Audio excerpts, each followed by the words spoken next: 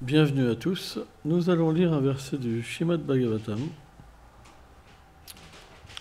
Deuxième chant, troisième chapitre, verset 6.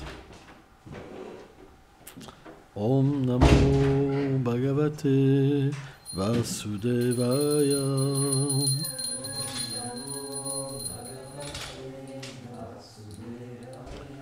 Om Namo Bhagavate Vasudevaya.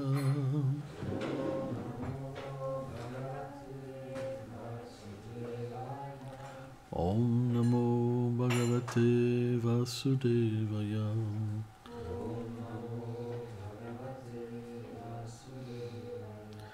Rupam Bhikkhamum Gandharvam Strikam Upsalam Urvasim Adipatya Kama Sarvesham Jate Tam Parameshtitam Tinam.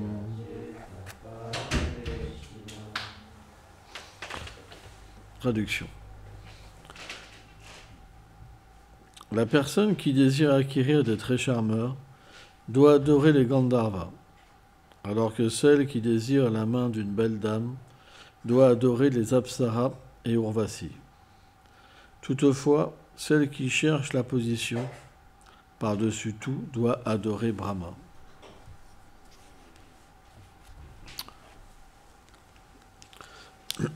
Om Ganati Milandasya Ganam Janam Shalakaya Shakshuru Meditam Jena Tasmai Shigula Vedama Nama Om Vishnu Padaya Krishna Plestaya Bhutali Shrimate Bhaktivedanta Swami Nitinamine Namaste Sarasvati Devi Gauravani Prachaline Nilveshesha Sunyavadi Prachatya Deshatarine.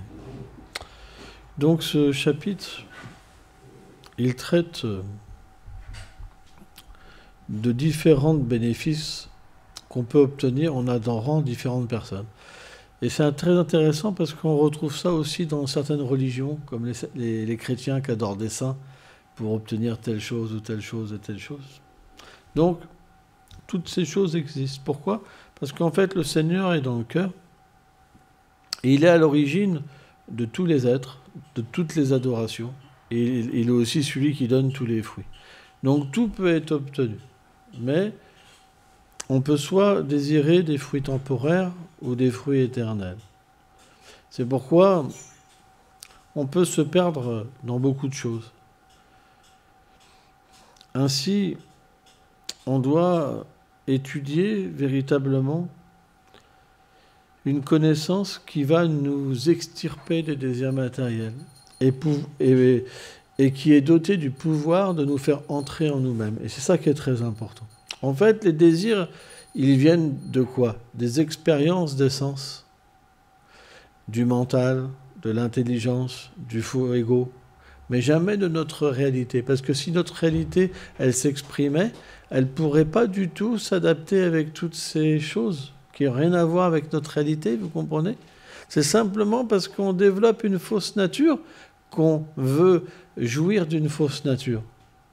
Donc, pour que cela cesse, on n'a pas le choix que de faire entrer quelque chose à l'intérieur de nous-mêmes qui va éveiller notre réelle nature. Tant qu'on n'a pas éveillé notre réelle nature, le mental va nous demander des choses qui n'ont rien à voir avec nous-mêmes et on devient perdu et on souffre.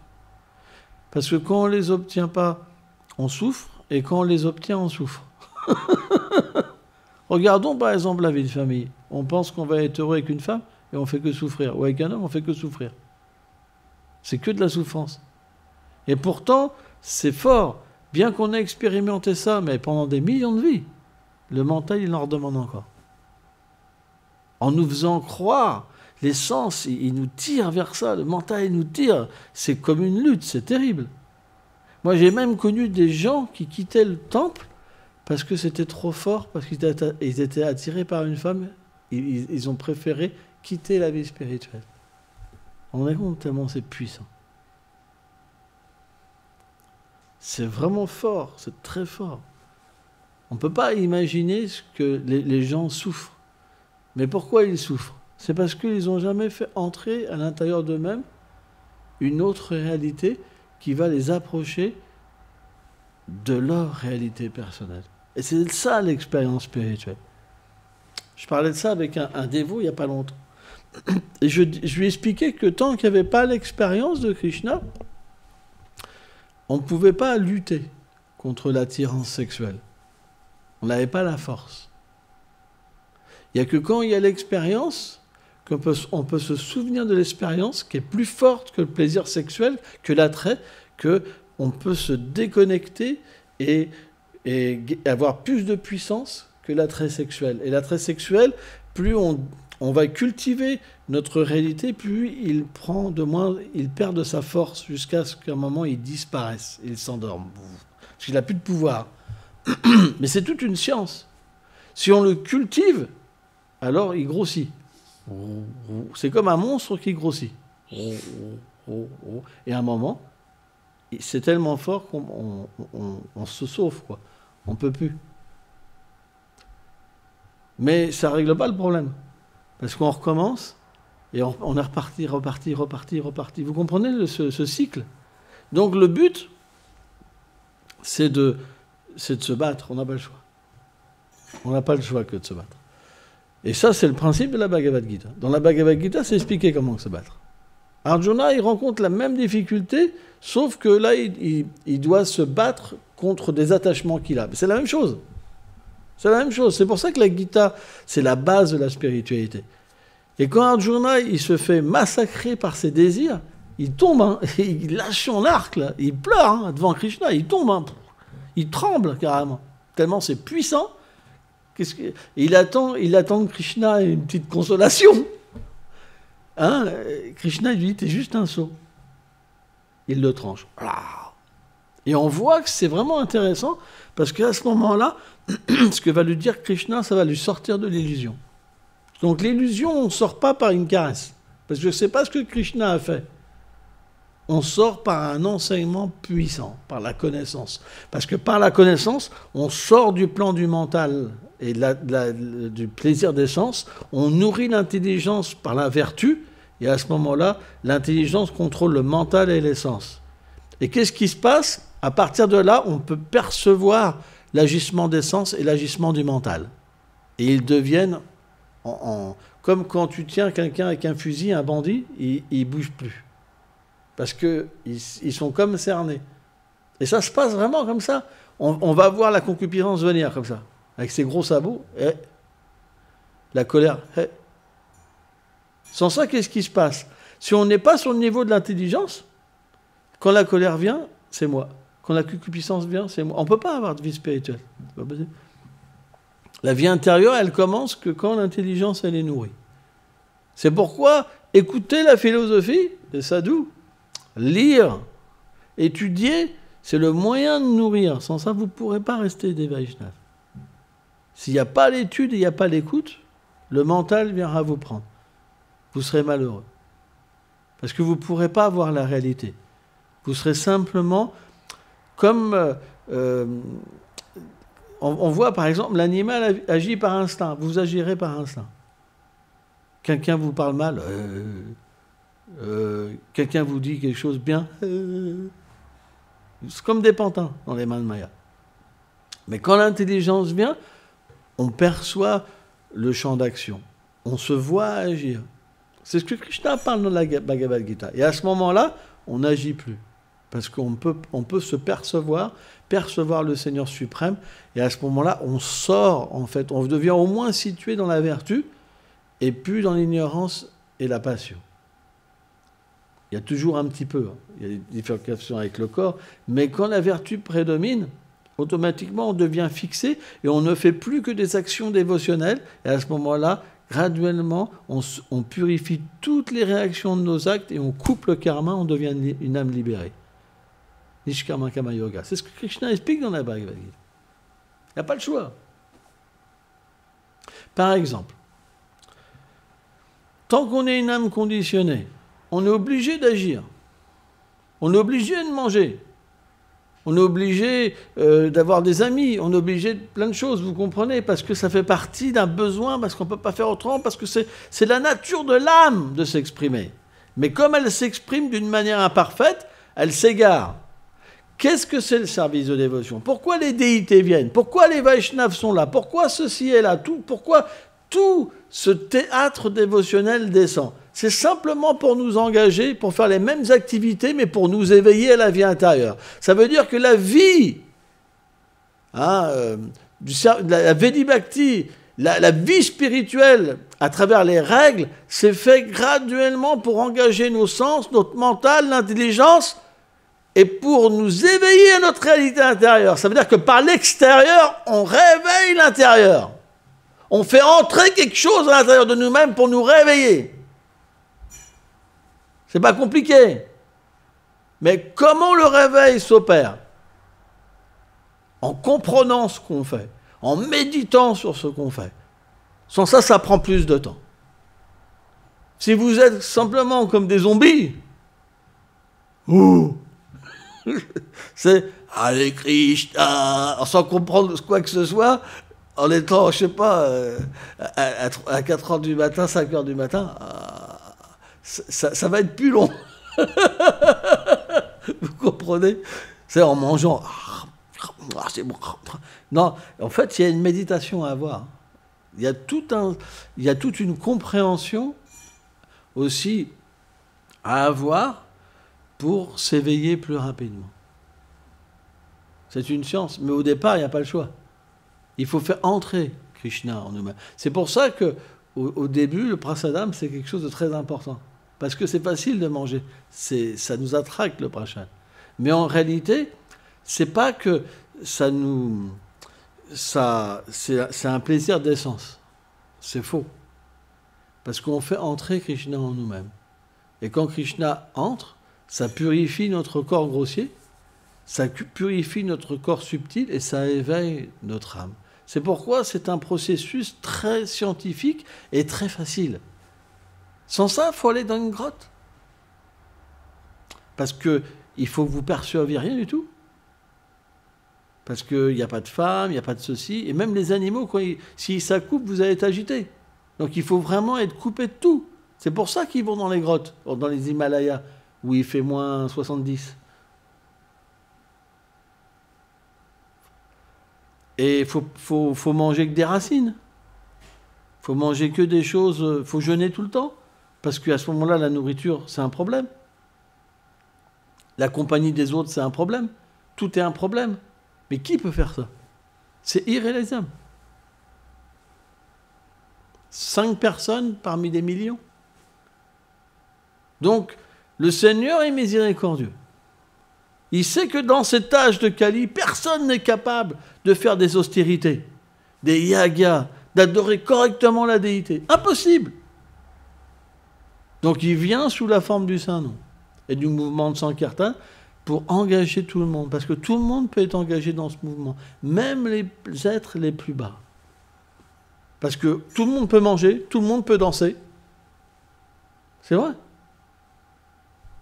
Tout le monde peut faire la vaisselle.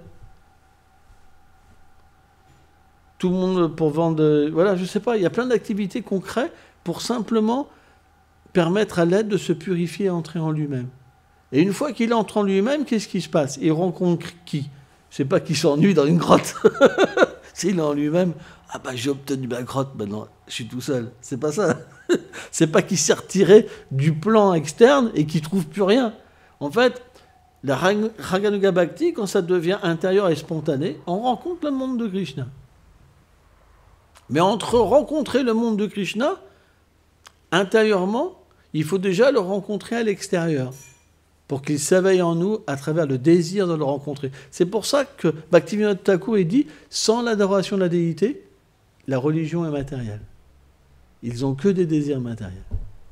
Soit liés au paradis, soit à la libération impersonnelle.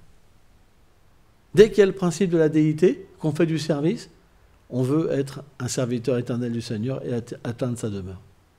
Sans ça, le désir, il ne vient pas. C'est une preuve. Allez voir ceux qui disent que Dieu n'a pas de forme. qu'est-ce qu'ils font? Ils sont attachés à leurs enfants, attachés à ceci, attachés à ceci. Ils n'ont que des attachements. Et leur prière, c'est que des désirs matériels. Allez voir dans les lieux de culte les cahiers où ils adressent leurs prières. Et vous allez comprendre. Vous allez tout comprendre. Et c'est vraiment intéressant. Et malheureusement, ils ne comprennent pas la conception de la déité. Ils pensent que c'est de l'idolâtrie. On prend le principe d'une boîte aux lettres. C'est vraiment intéressant. Si, par exemple, vous mettez une boîte aux lettres à l'extérieur, vous faites votre boîte aux lettres pour que les gens posent des lettres dedans, c'est pas la poste. Le postier ne va pas les ramasser, ça n'arrivera pas à destination. Vous comprenez, ce moment-là? Essaye, tu veux faire une grosse boîte aux lettres, mettez votre courrier là. Quand ça sera plein, que les gens pourront plus mettre, qu'est-ce que tu vas faire? Ça partira pas, le courrier. Eh bien, l'idolâtrie, c'est de faire un objet en disant que c'est Dieu et que c'est pas autorisé. C'est pas autorisé par lui. Donc ça, c'est de l'idolâtrie. Mais quand le Seigneur explique comment faire sa forme et qu'il l'autorise et qu'il vient se manifester dans cette forme, c'est plus de l'idolâtrie. C'est pourquoi la déité, quand elle est authentique, quand elle est installée à travers une filiation spirituelle authentique, elle donne de rencontrer le Seigneur et d'éveiller nos sens spirituels et notre désir spirituel. C'est ça la différence. Mais ce n'est qu'en proportion de notre éveil intérieur qu'on peut réaliser ça. C'est pourquoi un pur dévot, la déité, elle lui parle. Par exemple, Lokanath Goswami, parfois sa déité, à 2h du matin, lui disait « Je fais un sweet rice ». À 2h du matin, il faisait un sweet rice, Lokanath Goswami. Et Krishna, il lui disait « Je suis fatigué, j'ai dansé toute la nuit, tu veux bien me masser les pieds ?» Mais est-ce que nous, on va faire ça? Hein? Vous comprenez? Pour entendre Krishna, c'est pas évident. Il faut être prêt à se donner complètement. Nous, on veut être comme ça, on veut être notre petite sadhana, notre petit régime, notre petit cela, on est attaché à ça et à ça. C'est-à-dire qu'on est des dévots, mais on se reconditionne quelque peu à travers le service de dévotion. Ça veut dire qu'on retrouve nos aises. Par exemple, le coup le plus grand qu'il y a, c'est que vous habitez dans la demeure du Seigneur et quand quelqu'un de nouveau vient, il dit « Ah, je n'avais pas envie de le voir, lui. Hein. » Vous comprenez? En fait, vous n'habitez pas dans la maison du Seigneur, vous habitez chez vous. Vous prenez une partie comme un voleur et vous dites « Ah, moi, je ne veux pas qu'il soit là. » Mais ça, c'est grave. Vous comprenez? C'est une réalité. Qui pense pas ça? Moi, j'ai entendu plein de personnes ici parler comme ça. Je veux pas cette personne-là. Mais pourquoi? Parce qu'elle n'habite pas chez Krishna. Parce que cette personne, elle n'a pas la réalisation de où elle est. Elle s'est accaparée une partie qui est sa chambre ou je sais pas quoi, et c'est ma propriété. Et à ce moment-là, c'est la chute spirituelle. On ne peut pas progresser avec cette conscience-là. C'est la même manière. La terre, c'est la propriété du Seigneur. La France, c'est des gens qui se sont emparés d'un territoire. Ils disent maintenant, c'est à nous. Et on a fait des frontières. C'est la même chose. On ne doit pas faire comme ça. On doit vraiment comprendre que cet endroit, il est fait pour tous les êtres. Parce que tout le monde a une relation éternelle avec Krishna. Alors c'est vrai, il y a des conditionnements qui sont plus durs que les autres. On ne va pas, par exemple, l'homme à la tronçonneuse qui découpe tout le monde, on ne va pas l'inviter chez nous. Tu comprends? Oui, mais sa réalité, il y a des limites. Gurudev. Non mais calme-toi, il faut être tolérant. Bah ouais, mais donc on va naturellement accepter une personne qui peut progresser spirituellement et qui veut progresser spirituellement. C'est pourquoi on doit avoir une sorte de discrimination, mais en même temps, à la fois, on doit toujours rester conscient de notre réalité et de la réalité des êtres vivants. C'est pour ça qu'on agit toujours sur deux plans. On n'a pas le choix. Mais on n'est pas chez nous. Et c'est très important. il y a cette histoire avec Ramanujacharya, par exemple, qu'il avait demandé donc, à un disciple d'aller prendre les bijoux. Hein, il avait un disciple qui était... le roi était son disciple et la reine.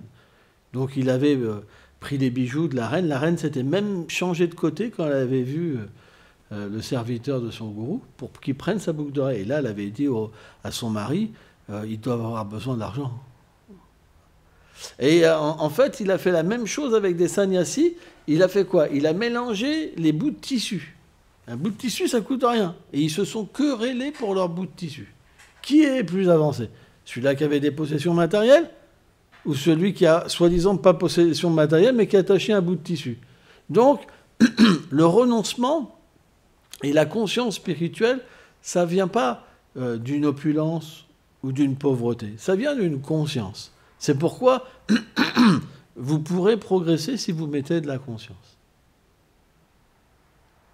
Vous devez comprendre votre problème, l'analyser, pas fuir, mais à travers les Écritures, à travers les sadhus. Et vous devez vous soigner par l'humilité et l'abandon. Il n'y a pas le choix. Parce que de toute façon, si vous n'obtenez pas le soin, le fait d'être émancipé de l'énergie matérielle un jour, il faudra revenir encore pour le faire et le faire et le faire. Et on le sait au fond de nous-mêmes. La preuve, c'est quoi? C'est que si on est là aujourd'hui, c'est parce que c'est à cause d'une prise de conscience que ce monde n'a aucune valeur réelle. On ne pourrait pas, sans ça, abandonner toutes les choses. C'est parce qu'au fond de nous-mêmes, on a cette réalité, cette prise de conscience. Mais tant qu'on n'est pas assez pur, c'est pas évident, parce qu'on veut aussi la gratification des sens. Ça veut dire qu'on est persuadé que ce monde ne nous apporte rien, mais on garde notre indépendance envers le Seigneur suprême. Et ça ne marche pas. Ça veut dire qu'on ne pourra pas rester dans cette situation, on va retomber. C'est pourquoi il faut être engagé dans son service. Il faut recevoir une connaissance où on peut se lier avec lui et se débarrasser de cette indépendance. Et à un moment, on devient libéré de nos problèmes, comme Arjuna. C'est la même chose. Et ce n'est pas simplement des mots, c'est une expérience qu'on peut avoir. S'il y en a entre nous qui peuvent avoir cette expérience, les autres peuvent l'avoir. On n'est pas inférieur ou supérieur. L'âme, c'est l'âme.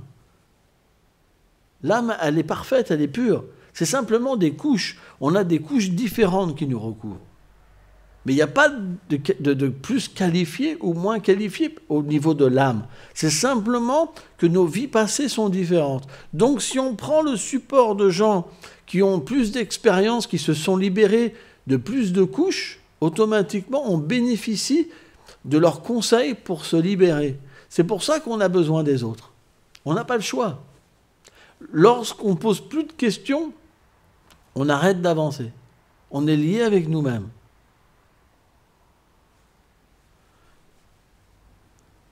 Ainsi, Arjuna, dans ce verset-là, qu'est-ce qu'il dit? À Krishna, il dit, s'il te plaît, deviens maintenant mon gourou. Avant, tu étais mon ami. Et là, quelque part, la repentance d'Arjuna, de son comportement envers Krishna, vient. En fait, ce n'est pas une faute, parce que c'est l'ami de Krishna. Mais il réalise qu'il doit changer de relation pour s'en sortir. Il n'a pas le choix. Donc, dans notre vie spirituelle, on change aussi de relation graduellement avec les êtres vivants, avec notre environnement. On doit changer notre vision. Parce que si vous ne changez pas, vous ne progresserez pas. Vous resterez au même niveau toute votre vie et vous devrez revenir au même niveau dans la vie prochaine. C'est très important. On doit se remettre en question. On doit se réveiller. Et c'est qu'à partir de là qu'on peut atteindre le succès. L'introspection, c'est très important. L'animal ne peut pas réfléchir. Il vit par instinct. Vous n'avez pas un conditionnement d'animal, mais d'être humain. Vous avez la possibilité de réfléchir, vous poser des questions, d'approfondir votre vérité. Et par l'humilité, la tolérance, le respect, hein, ce que nous a enseigné Chaitanya Mahaprabhu, alors vous pourrez être en contact constamment avec Krishna. Quand Krishna est présent, c'est comme le soleil. Suryamaya Andakara. Quand le soleil est là, il n'y a pas d'ignorance. La concupiscence, la colère, c'est l'ignorance. C'est des résidus d'ignorance. On n'a pas le choix. Et ça, c'est pratique dans notre vie de tous les jours. On peut, même si on n'a pas de goût pour le japa. Parce que le goût, il vient à un certain moment. Des fois, il est là, des fois, il n'est pas là. Qu'est-ce qu'on peut faire? Mais on peut s'appliquer dans notre service. On peut le faire avec conscience. Par exemple, des trucs tout bêtes. Mais prenons la vaisselle. Quand on est matérialiste, on déteste faire la vaisselle. On appelle ça même les corvées. Mais dans le service de dévotion, il n'y a pas cette conception de corvée. Parce qu'en fait, on médite que c'est les assiettes du Seigneur. C'est les ustensiles du Seigneur suprême. Et donc, ça ne peut pas être matériel parce que c'est relié à lui. Donc, quand vous les lavez, que vous avez cette méditation, vous ressentez du nectar. Vous ressentez de la félicité. Et ça peut même vous amener dans le monde transcendantal. Parce que dans le monde transcendantal, ils font la vaisselle. C'est très mystique, en fait. L'expérience transcendantale, elle peut venir dans toute chose ici. Mais pourquoi on ne l'a pas? Parce qu'on ne met pas de conscience, parce qu'on ne réfléchit pas, parce qu'on vit comme des animaux, juste par instinct. Ça ne suffit pas. Il faut mettre de la conscience, c'est très important. Pourquoi le Seigneur a reçu ce nom Krishna Chaitanya lorsqu'il a pris sannyas? Chaitanya, ça veut dire la conscience dans l'éternité. Et Krishna, la conscience de Krishna. Si on n'a pas de conscience et qu'il n'y a pas cette méditation, alors on ne peut pas progresser. C'est pourquoi on n'est pas loin. C'est juste qu'on est conditionné comme l'animal. On n'a pas le choix, on ne peut pas réfléchir. Bon, c'est pas possible. Mais non. À tout instant, on peut changer. C'est dur, peut-être. L'attachement, c'est difficile. Il revient comme quelque chose qui nous bouffe. Mais on le voit quand même que c'est pas bon.